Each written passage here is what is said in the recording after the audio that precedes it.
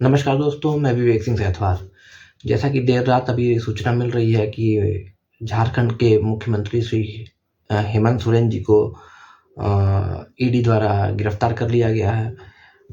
क्या विडंबना है इस देश की कि छोटे से छोटा कार्यकर्ता भी इस देश का पिछले 6 महीने से जानता था कि जैसे ही ज्यों ही ये लोकसभा के चुनाव नज़दीक आएँगे और जो कई दिनों से फेसबुक पे भी ये बात लिखी जा रही थी कि अ, अगला टारगेट जो है श्री हेमंत सोरेन जी हैं।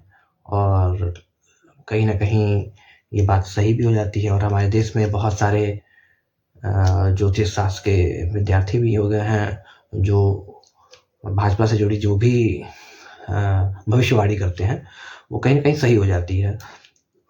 जैसे कि आप सब देख रहे हैं कि लगातार विपक्ष के सभी नेताओं पे शिकंजा कसने की कोशिश की जा रही है और ऑन मीडिया, ऑन कैमरा भले बात कोई कहे ना कहे, लेकिन ये बात बच्चा-बच्चा जानता है। किसी छोटे से बच्चे से भी जो थोड़ा बहुत भी अभी-अभी समझदार, अभी बालिग हुआ हो, उससे आप पूछिए कि इस देश की राजनीति के विषय में कुछ भी पूछिए, तो वो बेखौफ बताएगा कि मेरिटोक्रेसी, साम, दाम, दंड, भेद, राजनीति में रहने के लिए कुछ सब कुछ जायज़ है। तो राजनीति में रहने के लिए सब कुछ जायज़ है, लेकिन उसके भी कुछ अपने मानक हो सकते हैं। संविधान ही नहीं रहेगा, कानून ही नहीं रहेगा, तो फिर क्या फ़ायदा?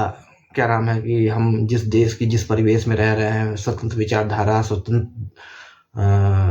जो हमें बोलने, लिखने, पढ़ने, सोचने और अपने हिसाब से अपने अपने सपनों का भारत बनाने का ये आज़ादी अगर हमें नहीं है, विपक्ष के सभी सांसद, विपक्ष के नेता जो कि आम आदमियों की एक आस होते हैं, उनको दूर से देख के ही आम आदमियों के अंदर एक हिम्मत जगी रहती है कि अगर ये लोग हैं अभी तो हम लोग बोल रहे हैं। लेकिन अगर जिस हिसाब से विपक्ष के नेताओं पे शिकंजा कसा जा रहा है, यही कारण है, यही वो डर है जिससे आम आदमी भी कुछ बोलने से कतरा रहा है, बच रहा है। वो कोशिश कर रहा है लगातार कि उसे कुछ ना कहना पड़े, क्योंकि जिस हिसाब से बड़े-बड़े नेता, विधायक, मंत्री, सुपरस्टार, क्रिकेटर, कोई कुछ नहीं बोल रहा है। और जब कोई कुछ नहीं बोल रहा है, तो वही एक समय है जब हमको, आम आदमी को, आम जनता को उठ खड़े होने की ज़रूरत है। और देखिए, जैसा कि अब मनीष सिसोदिया जी को गिरफ्तार कर लिया गया, लगातार केजरीवाल जी को सम्मन ईडी से भेजा जा रहा है और तमाम नेताओं को किसी न किसी मामले में, जैसे आप, बच्चा भी जानता है कि अगर किसी को प्रशासन फँसाने पे आ जाए, तो उसको कोई नहीं बचा सकता है। तो ऐसे में हमारे पास क्या विकल्प बचता है? हम अपनी बारी आने का इंतज़ार कर रहे हैं?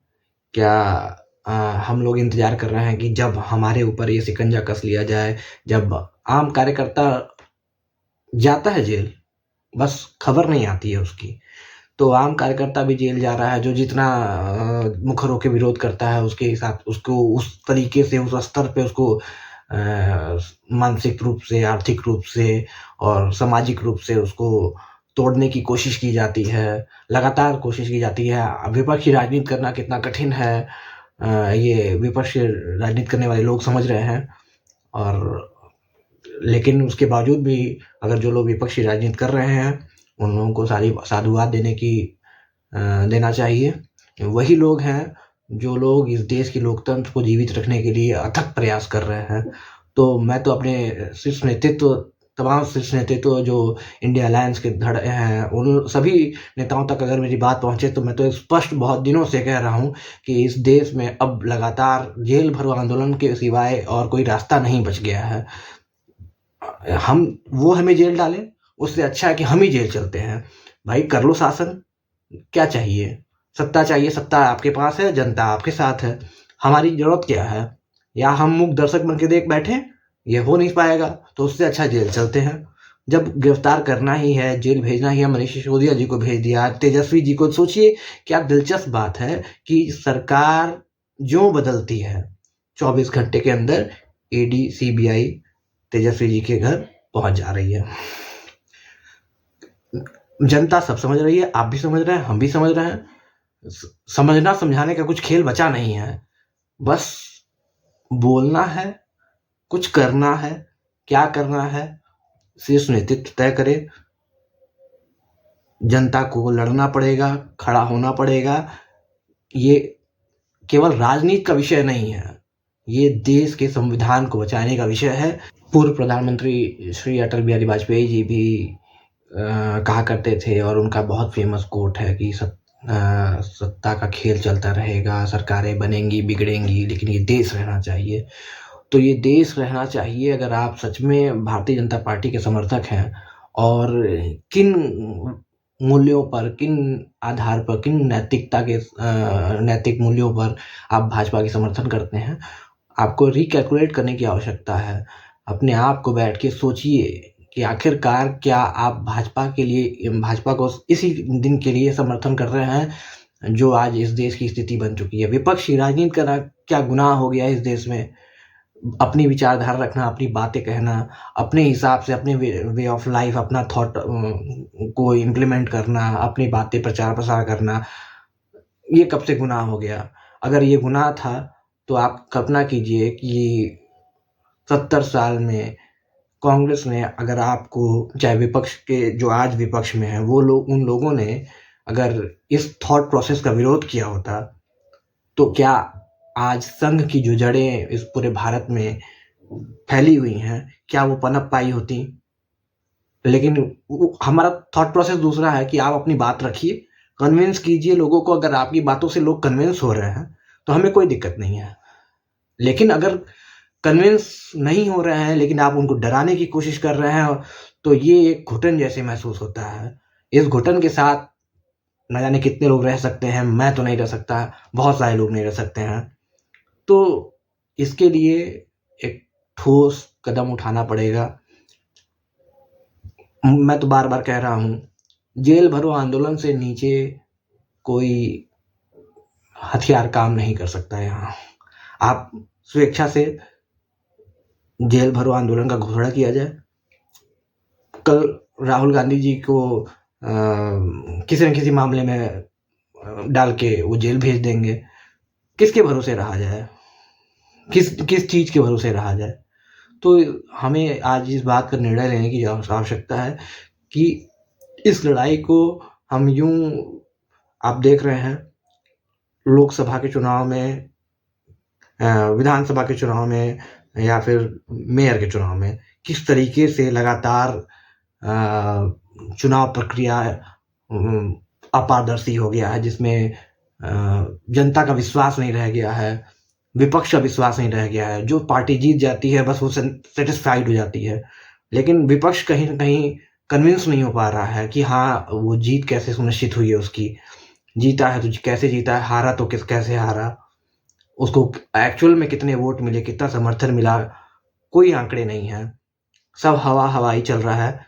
माना तो वही वाला हाल है कि माना तो देव, ना मानो तो पत्थर। तो आप ये मान लीजिए कि इस देश में लोकतंत्र है तो सब कुछ ठीक है, और नहीं मानिए तो आपको क्या अगर आपको जरा सा भी उम्मीद लग रहा है कि कुछ गलत हो रहा है और उस गलत को आप सुधारने के लिए कुछ कर नहीं सकते हैं, तो फिर सब कुछ धरा का धरा है, कोई फायदा नहीं है। अभी आप देखिए चंडीगढ़ मेयर चुनाव में किस तरीके से पीठासीन अधिकारी चुनाव प्रक्रिया में विपक्ष के वोटों को इनवैलिड कराते लगातार सीसीटीवी कैमरे पर पकड़ा गया है। क्या कहा जाए, निशब्द है। वायरल वीडियो है वो एक वायरल वीडियो है जो आप देख रहे हैं, और कुछ रिएक्ट भी नहीं कर रहा है, कोई रिएक्ट नहीं कर रहा है, कुछ नहीं। पॉलिटिकल पार्टीज रिएक्ट कर रही हैं, वो जाएंगे, उनके पास अंतिम शस्त्र केवल है कि हाई कोर्ट जाएंगे, सुप्रीम कोर्ट जाएंगे। और सबसे बड़ी अदालत का क्या, जो आप है, आप आम जनता है, आपको फर्क नहीं पड़ रहा है? आपको 4-5 सुप्रीम कोर्ट और हाई कोर्ट के जजों पर ट्रस्ट है, आपके अपनी बुद्धिमत्ता पे कोई विश्वास नहीं है कि आपकी नज़र में वो कोई गलत नहीं है? ये निर्णय लेने का समय है। आपको ये सोचना पड़ेगा, ये बात समझना पड़ेगा। बातें लंबी हो रही हैं, लेकिन कहनी ज़रूरी थी। रात के लगभग 12:30-1 बज रहे हैं और उम, आप सोचिए, विचारिए और निश्चित रूप से कोई ठोस कदम उठाइए। बहुत-बहुत धन्यवाद। जय हिंद, जय भारत।